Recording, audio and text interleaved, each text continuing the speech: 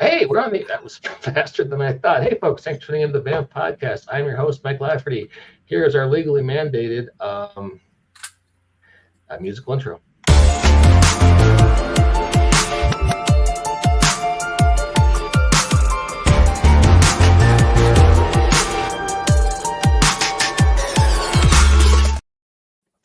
Yeah, forgive me, I'm slightly off the game tonight. I blame all the NyQuil that's keeping me vertical. It's an early cold season here in Colorado because we didn't really have a winter. We have a pollen count problem in mid March. So, but Stupid smarch weather. This March. Well, below me is the dulcet tones of Mr. Owen Casey Stevens, who's joining us tonight as co-host. Thanks for joining us, Owen. Absolutely. Thanks for having me. And our special guest tonight is Pedro Stat Monkey. Please say your last name, sir. Barrenechea. There you go. I tried to say his last name before the show started, and he laughed at me, so I figured it'd be better if you said it. Barnechea? Yes. The only thing is you said it almost right. You just have to roll the R's. But I can't do that. I literally can't. Fair enough. I could go for a while, but I am well aware that's not rolling an R. That's basically what I did. So Pedro is with Paradigm Concepts. He's the gathering coordinator, director, and rules developer, and the lesser god of typos for that company, based in Miami, Florida. Thanks for joining us, sir. We're talking about this podcast is always originally we started talking about Supers RPGs, and this is kind of a return to form for us because we're talking about Rotted Capes Second Bite, which is launching tomorrow at 4 a.m. Eastern on Kickstarter. tinyurl.com/rottedcapes2b will take you right there. And I'm going to share your Kickstarter page and then share some of your art. I guess we should maybe, from a genre point of view, there's been a lot done in the last decade, maybe 2 decades, with sort of mashing up the zombie genre with the superhero genre. Could you talk about what some of your guys' inspirations were, and for Rotted Capes, maybe give us some of the background and world building, like the lore? Well, okay, so the way that the game came to be, Paradigm Concepts, we have a meeting every year where we get together at Fuddruckers and we kind of like just spitball ideas to each other the entire time. And we were all really big fans of The Walking Dead at the time. And somehow the idea of Walking Dead and superheroes being put together came to be. But we, like when we were spitballing, the idea we had was that you aren't playing the really powerful superheroes. You're playing the sidekicks because they're the only ones that are left.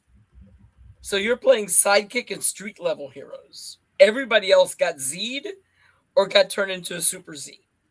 And the game when it first came out, it was more of an action RPG. But then as people played it over time and people would take it into their own directions, it became more of a horror RPG and a little bit more of the stories became more about the Enclave and protecting like these small pockets of humanity than being like the classic superheroes going out on big adventures. So it's a different take. It's like if you look at Marvel Zombies and you look at the DC, I forgot what the DC zombie one was. Was it just Deceased? Deceased. Yeah, dude, I love that title. They kind of never talk about the average survivor. Mm-hmm. And actually in Marvel Zombies, it makes it look like there are no normal people left. There are only supers left. So our game really tries to focus more on that personal story of the survivors looking up to these superheroes as like a bastion of hope. And you're basically trying to keep these enclaves together. So the game really has 2 parts to it. You have your superhero where you go out to do things, get supplies, investigate weird happenings, stuff like that. And then when you come back, you have the story of the Enclave, where all the personalities clash, and you have, I'm about to get attacked by a pit bull. No worries, no worries. Oh, Come here. God. Come here. Come here. Oh yeah. Look at him. That's a very handsome guy right there. She's actually, it's a girl, and if I don't remind her that I love her every 30 minutes, she comes up here for kisses. Yeah. Okay, If my baby, door come. wasn't closed, my corgi would be up here I doing. mean, one of the things the pandemic did was teach us all that yes, we all want to see your pet on stream. It's no one doesn't want that. That is true. So yeah, so the inspiration for Roddy Capes, it just happened one day when we were just spitballing ideas for each other, and it just went from there. And then, as a game designer, dude, Casey, you'll understand this. The minute you publish a game, you're already thinking how to make it better. You seeing it played at the table, and you're like, "Wait a minute!" And you're already working on the next edition in your head. So I had all these notes over the years, and about 2 years ago, I really started rebuilding the entire system from the ground up. After talking to a lot of people who played it, who told me what they felt like were the pain points of the system, and we totally rebuilt the system. Henry Lopez, who is my partner and the president of the company, he is the main story guy. So he's going back in and retouching up the story and adding some more story to it. We expanded the universe a little bit more, where we're talking about different enclaves all over the world as examples of what you could do. And that's pretty much all of it right there. I really like that. So it's kind of a mix of you're fighting off zombies, you have the action part of it, but then you're also have kind of the settlement simulator, if you will, where you're dealing with the survivors and probably politics and resources and those kinds of issues. The last step of character creation. Hey, every person, every player makes 2 survivors. That are connected to their character. So by the time everybody makes their characters, you have like 12 survivors already fleshed out who are connected to the players, and that gives the GM, we call the GM the editor in chief. It gives the editor in chief stuff to play with. So like NPCs, all your Foggy Nelsons and all your exactly Lucius Foxes. Yes. Yep. I gotta tell you, this is a really cool concept. I can't wait to see it. Coming out tomorrow. Yep. You know what? Before I start talking, Owen, do you have any questions, sir? So I've got just sort of a random one. Are you familiar with the Walking Dead non-canon story Rick Grimes 2000? No. So Rick Grimes 2000 was done by Kirkman. It was released in Skybound X, and it was collected as a hardcover later. It's 5 chapters, and it's a parody of Kirkman in which Rick Grimes wakes up and is now in a superhero world. Oh my God! That I turns need to check out this out. in this parody to have been the thing that was always going to happen within the parody context. And of course, originally when Kirkman pitched Walking Dead, he had to tell the publisher that there was something more going on than they're just being zombies, because of course just being zombies was not thought to be able to carry a whole comic. So he told them that it was actually being done by aliens. But he was lying. He never intended to do that. So that is the Rick Grimes 2000 is a Kirkman done parody alternate reality. Because of course, in addition to Walking Dead, he's also the guy that does Invincible. So he sits at that overlap between superheroes and undead. Hold on a second. Come here, baby. Yeah. Whoa. Oh, she's a good-looking girl, dude. When I'm streaming, I'm currently streaming an actual play of Rotted Capes. It's actually based in the Florida Keys. Mhm. It's called Rotted Tropics, but with a Z.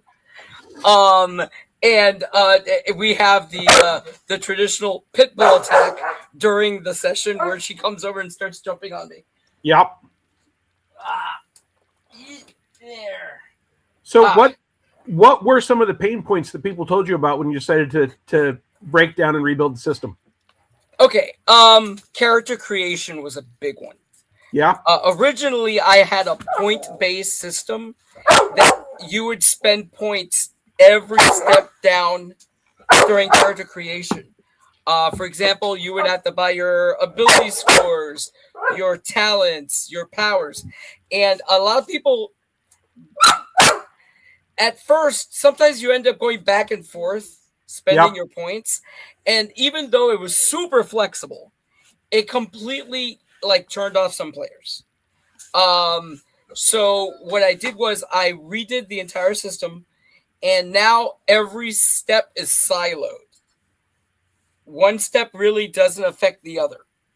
So it's not like Monster Champions or Mutants and Masterminds where you've got a single pool of points. No, it's not like that. So when you create a character, you pick an origin, which is how you got your powers, archetype, which is generally how you use them, but you're not tied to them. Okay. Then you pick your ability scores, and you have a choice. You could do an array, or you could do point buy, because some people are lazy and some people aren't. When you pick your powers, I have 3 ways for you to get your powers: point buy, an array, or power sets, which are prepackaged sets of powers. So you can be like, I want to be a blaster. I'm taking the blaster power set. I'm done. Yeah. Yeah. And also, there's a kind of a hack to it, because it gives you all these powers at these scores. You could always swap out a power for another power at the same score. Sure. So you could be like, you know what? I don't want fly, but I want armor. So I'll take armor at 15 instead of fly at 15. So yeah, that's one of the major issues that a lot of my players had. Another one was threat creation for the editor, because threat creation used the same system as character creation. Dude, even for me, it was a little like, oh, I have to make a bunch of guys. So, I kind of took some design cues from some other games I liked, and it is a general set of stats for each rank, and you just pick it, and then you could play around with it with different things that you could add or take away, and it's up to you to describe the abilities, and this is a general damage for that rank. You're done. Right. I mean, that's basically what we did when we created the original edition of Starfinder, right? We had arrays based on toughness and roll. Starfinder was one of my inspirations for it. Starfinder was one of my inspirations. 4th edition D&D. It's the only thing I liked out of 4th edition was threat creation. It was phenomenal. Yeah, you could put everything you needed on an index card to make as many monsters as you wanted. It was great, and it gave you a lot of freedom to come up with stuff. So that's what I did with threat creation. Those were the 2 big pain points. Another one that some people loved and some people absolutely hated was the initiative system. The old initiative system was on a clock. Depending on your actions was the next time you got to go. Yep. And it was fine when you had a table of like 3 players. Yep. But as soon as you got to 6 with a bunch of threats and 2 zombies, it just became too much. So I kind of went down to a classic D20-esque initiative system. Because it's simple, it goes fast, everybody takes their turn, go. Those were the 3 major pain points. I kept the way powers work because everybody loved it. I kept power stunts and the power stunts because that's another thing. If you're a big fan of 80s and 90s superhero games, you'll see little homages here and there to each system. The Power Stunt system is my homage to the Face Rip Marvel game. Right. I mean, Power Stunt, there may have been someone that did Power Stunts before Face Rip, but it's the first time I ran into it, and it is such a brilliant, such a brilliant way to handle what happens in comic books and superhero stories, right? Yep. I have this blast, I have this blast, I have this blast. Oh, can I have Thor hit my armor with a lightning bolt so I can hit someone harder? Sure, but you're not going to write that up. We're just going to do a Power Stunt for that. Yeah. So how big is the book? Huh? How big is the book? Oh dear God, it's huge. I don't remember right now the page count. But it's big. Because we added to the original book. Damn, do I have my copy here? No, it's in the other side of the house. Darn it. I don't remember right now the size of the book, but it's not small. Your quick start was 45 pages, if I recall correctly. Yes. I look at it this way. I think I have over 110 powers. Yeah. So, yeah. And the powers, the way I wrote them, they're not very, they're mechanically structured, but they're open-ended enough that you could describe it any way you want. So you can make two characters with the same exact powers that feel completely different. Because superheroes. But one thing that's in our system to push home the fact that you're not invincible, we have a mechanic called burnout. Any power that keeps you out of combat, out of melee, like energy blast, flying, anything like that, has a burnout value. Once you hit your burnout threshold, you get to make D20 checks. If you fail, all your powers shut off for the remainder of the scene. Ouch. Yep. So in combat, I've had players which actually ask the question of, do I lay it all on the line right now? Right. Or do I hold back? Because things might get worse. And they know me as a GM, things always get worse. And I really... So that mechanic is there so the players don't feel invincible. They don't feel like they could just blast through 500 zombies. There's some other mechanics, like the way I wrote the horde mechanics. Anytime there are more than 5 creatures in an area, they turn into horde. Hordes get exponentially more dangerous. So that explains somebody like a Captain Marvel literally getting dragged down and bitten. When there's that many of them, you're toast. You're done. So, and of course, your game is set on a specific power level that makes sense for your game, right? You're not necessarily trying to say, hey, this is what Captain Marvel or Superman would look like. Well, we can't. Okay, so because we wanted to be a little bit lower powered, right?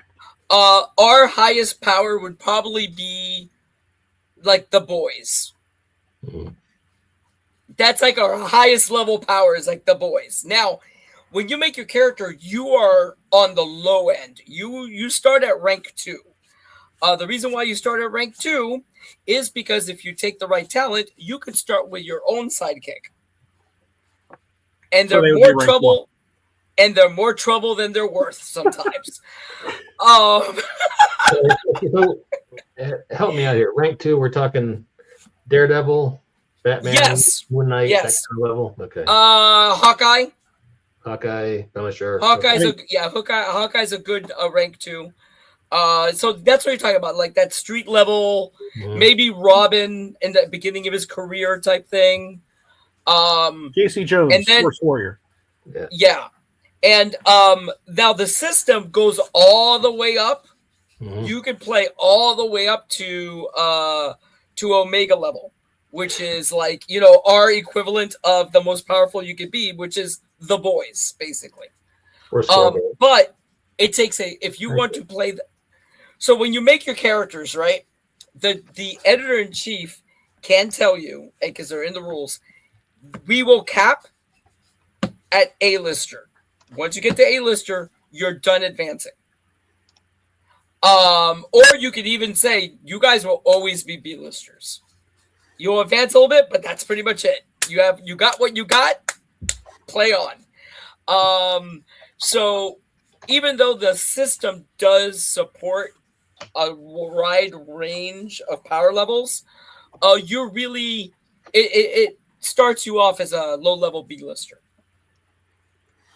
So does the game assume that zombies have superpowers or can have superpowers?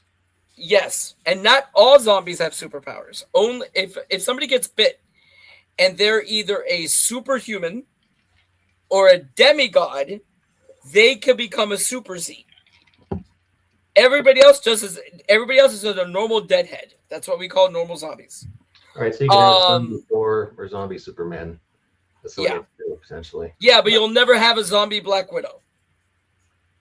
That's fair. Or a zombie Hawkeye, because they don't have any powers. Well, let me ask you a question. Do you deal with heroes having to team up with former villains just to deal with the survival? Actually, when you make a character, you have personality flaws. You could take former villain. You could take former villain, then you could take a weakness that you have a horrible reputation. So every time you show up at another enclave, they automatically freak out and they won't trust you at all. No, Leaper, you got to go. You can't come in here. Exactly. You could totally lean into that. One of the mechanics in the game, I have plot points. Plot points let you roll with edge and stuff like that, but they let you, if you want, you could spend them to edit the scene. Like tell us, like one of the coolest edits the scene I ever had in one game I ran.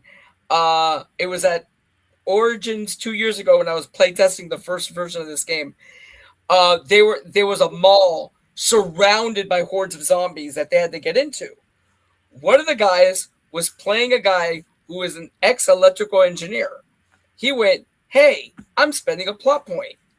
I worked on the plans for this building. I know where the access tunnels are." And I was like, genius. Give me your plot point. So that actually reminds me a lot of Torg had a very similar system that allowed you to. Yes. Now the way you earn your plot points is by leaning into your character flaws to your detriment. Right. Or coming up with awesome scenes. Like if you do something awesome, you get a plot point. But as you spend plot points, the plot points go to the editor-in-chief. So he can spend them on the other side. Yes, or I even say, don't be afraid to spend them to help your heroes be awesome. Somebody comes up with a great move and they're out of plot points, you could be like, you know what? Here's a plot point. Go. So it's a built-in fudging mechanic if the GM likes how something's going. Yes, it is. And it allows the players to really be more, to take more of a more into the narrative of the story. Because like I've had people spend plot points, like in one of my games, I had somebody split a plot point because all these NPCs they met. He goes, you know what? I'm spending a plot point. That's my cousin. And I was like, that's awesome. Good. So he's like, oh my God, my cousin. And a big family reunion. It was awesome. But it encourages the players to get more into telling the story with the editor, which I really like.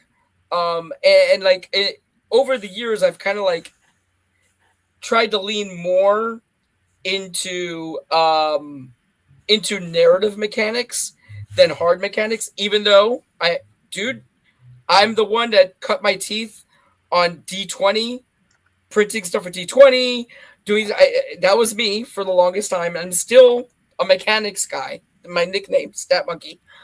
But like, for example, one thing I did was I got rid of a skill list. And what you do is when you make a character, you create a skill set. It's a description. For example, electrical engineer or former special forces operative. And anytime something happens during a scene and the editor issues a challenge, like, okay, guys, this is going to be a wisdom challenge, whatever, you could be like, I think my skill set applies to this. And you describe it to the editor-in-chief. And if he accepts it, you get to roll and you get to add your rank bonus. So it encourages you to like tell a story with your skill set to get your bonuses. Like an example was like, instead of saying, oh yeah, I'm going to roll perception to see if there's, if I see anything odd about the bridge, you might say, I'm an urban survivalist. I would like to use my skill to see if I see any weak points on the bridge and if I can pick out a safe path across it. So you get more creative and you get to choose like what attribute you get to use with your skill set. I have an example in the book where Beat Cop, I use a Beat Cop for every ability score. Right. So it encourages you to think outside the box with your skill set, which I really like.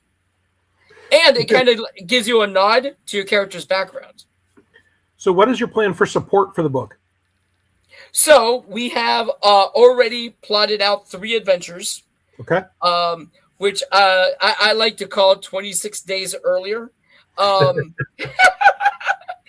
It starts right before Z-Day. The second adventure is during Z-Day. And the last adventure is 1 year later. So if you play through all those, it sets you up with an enclave, all your players, all your characters, and everything to start your campaign. We are also writing adventures for conventions that will be available for everybody to play. I'm writing 2 adventures for Origins. One's called Lab Rats, and the other one is called The Shattered Tower.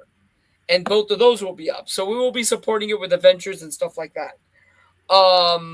So there'll be constant support for the game on my blog. I'm going to be putting up free stuff all the time because I always come up with stuff. Oh, thestatmonkey.com. Okay, or tinyurl.com/statmonkey. Huh? tinyurl.com/statmonkey. Thestatmonkey.com. Okay, fair enough. Yep. I wanted to call out, I've got your Fast Play as a banner at the bottom. Yes. /RadioCapes Fast Play. It's a generous size PDF, 45 pages. Gets you right in the thick of things fast. Yep. It's an interesting system. You described it as a modified version of 5e blended with the best bits of First E. So Yes. let's see what that looks like. Yeah, okay, so it has the parts of 5e that I like. For example, I think I call it edge and setback, but Sure. the advantage disadvantage system is brilliant. Whoever came up with that, light bulb. The 2 dice, pick the highest one, easy, and it's quick, and it's not hard on the math. It's mathematically the equivalent of plus 5.5. So it's great. That mechanic I love. The ability scores, I use the classic ability scores, strength, dexterity, blah, blah, blah, blah. And I use the same scoring, whereas every even number, it's a bonus. But I apply the same scores to powers. So when you have telekinesis of 18, it's just as strong as a human with 18 strength. So how do you handle someone having super strength? Oh, it's a power called Enhanced Ability Score, and it adds to your ability score.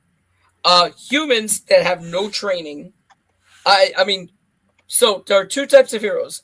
Tech-based hero, no, actually 3. Tech-based, mystic, and skill-based. Their physical stats can never go above 20 because they're human. Everybody else could go above that.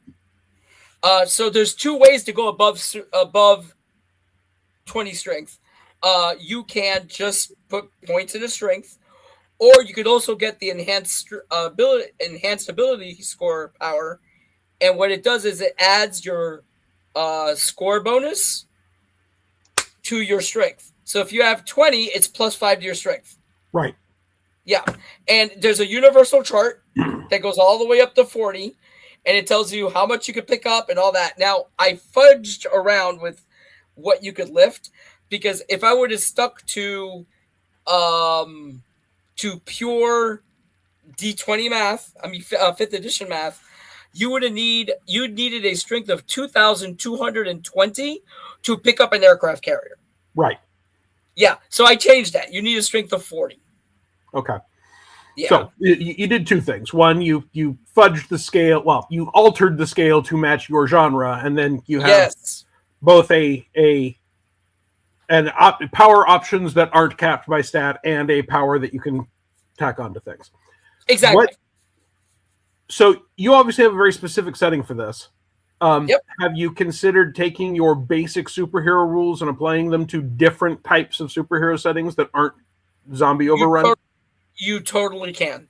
I actually played around with because I had an idea for a game for an adventure, and the adventure was a multiverse adventure. So the players got to play in 2 other versions of Earth that weren't Z'd yet. One was a cyberpunk superhero world. Like, imagine imagine cyberpunk with superheroes. That's what it was, and it's a freaking blast. They loved it. And then I played, and this was fun. It was Superhero Wild West, which has also had some classic examples in Marvel and DC. Exactly. So and the system worked fine. The only thing I literally got rid of Burnout in the cyberpunk version, but in the Western one I kept it because it worked better there. But yeah, it works fine all the way through. You could get rid of the Burnout if you want, or you could keep it. Actually, I like even keeping it.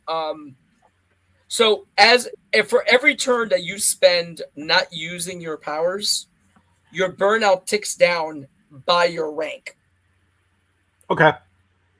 So a rank 6 is ticking down 6 every time they don't use it. It's practically not having Burnout unless you want to burn out at rank 6. So you could just play higher rank superheroes in a normal superhero world, no problem. But yeah, the system is very flexible for that. You can play with any genre of superheroes. Mike, you want to jump in here with a question? I was just going to mention that I was going to ask the same thing. I was like, well, I thought about taking the system to other superhero genres, and I thought there's 5 new superhero systems published every week, and it seems like you guys have carved out a really fun niche for yourself here that no one's doing as well as you're doing it. So I can see why you'd want to stick with that flavor and try to promote that as best you can. Now, one thing that we were talking about doing, because you were asking about support, and this kind of tells a different story in the World of Rotted Capes every time we're going to do it. We had an idea to do books based off each one of the origins, and each book comes with 3 to 4 adventures tied into that origin. So, like the tech-based hero, we were going to do an homage to Age of Ultron. Sure. And so you're going to be able to tell those really weird stories inside Rotted Capes. And also, I didn't mention this before, we don't only have Super Zs. We have Super Zs, we have Zs, and then we have Abominations, which is like everything from Resident Evil that's not a zombie. Right. You could just make it and throw it in. It's very flexible. Lickers and Nemesis and all that stuff. We also have some weird zombies. For example, we have one type of zombie called a phaser that apparently a superhero, like a super scientist, thought it would be a great idea to try to send zombies just to another dimension, but instead he gave them the ability to phase. Oh, so tried to stick them in the Phantom Zone, and instead they became Shadowcat. Yes, and they're still deadheads, but they just walk through walls. So I'm on stream. Okay. So So yeah, you could come up with there's some really funky stuff you could do with the with different types of zombies and abominations and stuff like that. Like it for the book, I have an abomination because I mentioned that abominations even existed before Z-Day. There's an abomination that's basically a carnivorous plant. To show you the flexibility of what you could do. Another one is my personal favorite. His name is Silver Kong. He's a silverback that got bit, and instead of just dying, he mutated into a 18-foot silverback. And he protects like the local zoo and the pod. And he speaks sign language, so the heroes can actually talk to him. All right, so And he, as long as you stay out of the zoo, he's fine. All right, so he was bit by a zombie, but instead of becoming a zombie, it activated his mutant gene, and he became Exactly. He had a recessive alpha gene, and it. Yep. Yeah, it's kind of cool. I like that idea. So let me ask you a question unrelated to the game mechanics. Go for Why it. launch at 4 a.m.? Oh, so Henry, who's the one in charge of the Kickstarter, he's an immigration lawyer, and his life has been very interesting lately. He's flying out to LA for a court case, and he flies out at 4 a.m. and it's like an 8-hour flight or something ridiculous like that. So he's like, I'm just gonna have to launch it before I go to the airport. I'm like, okay, so that's why. It's a good reason. It just seemed like there had to be some reason to do that.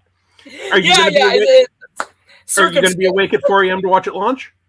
Yes, I will. I will be awake. I have my alarm ready to go.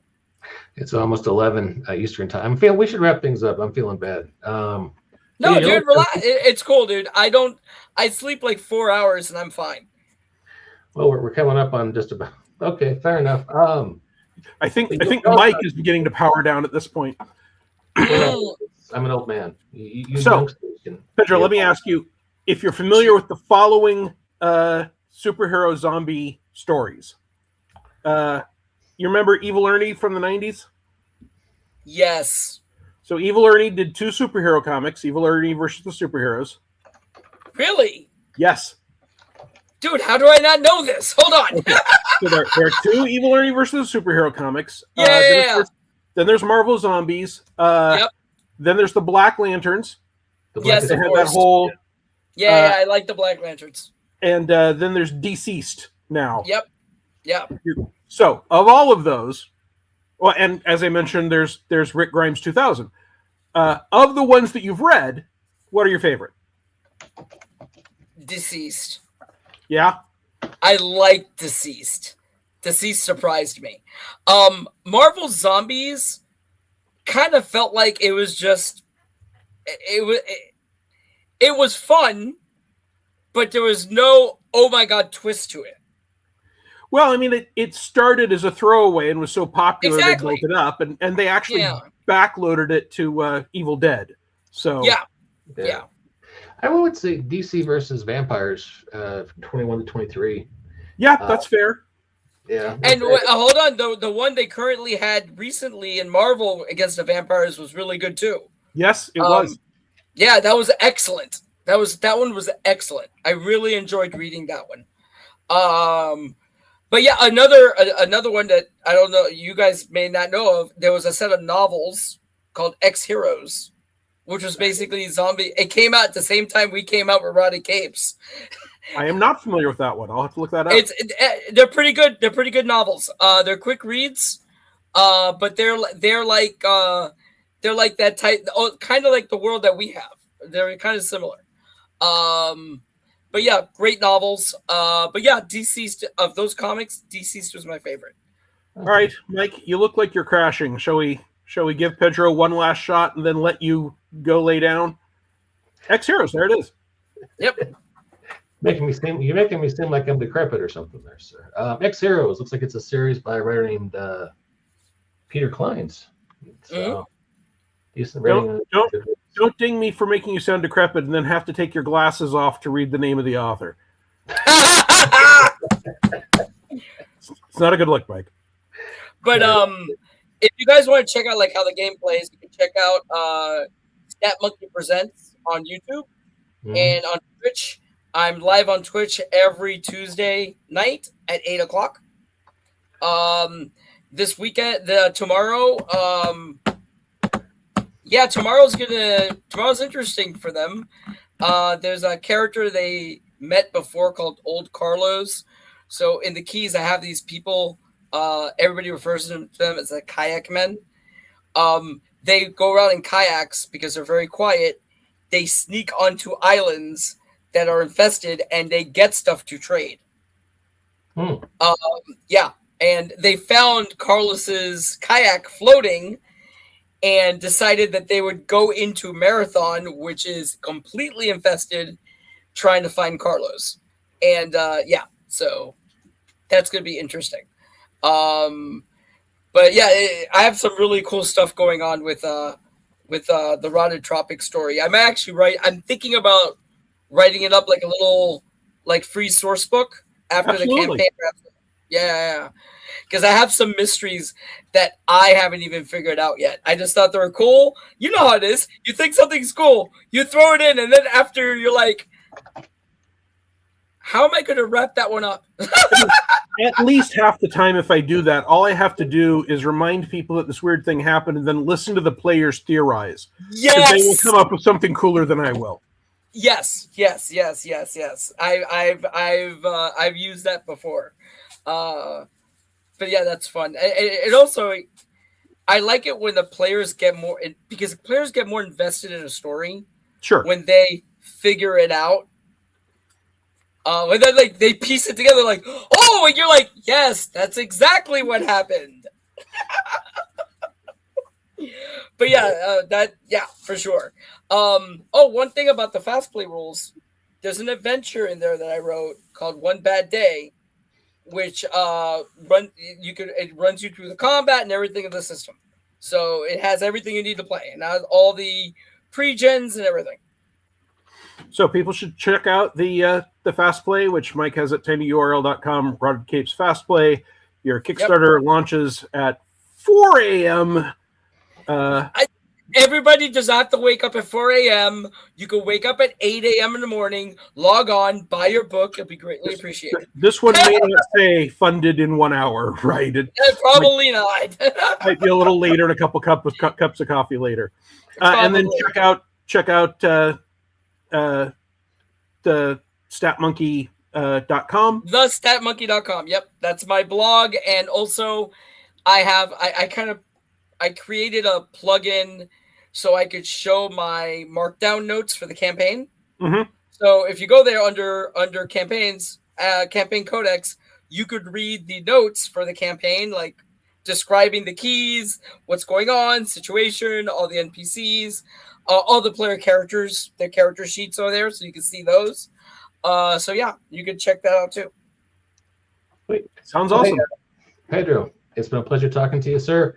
Oh, and thank you for being a co-host. It's been a lot of fun having you driving.